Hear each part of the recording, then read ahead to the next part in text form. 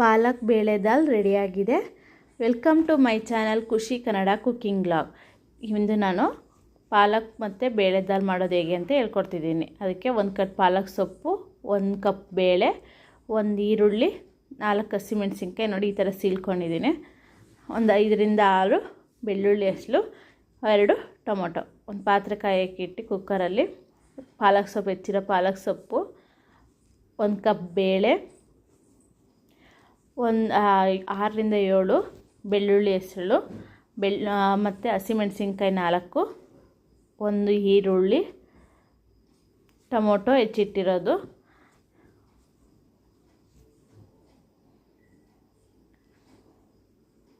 ಒಂದು ಚಿಟಿಕೆ ಅರಿಶಿಣ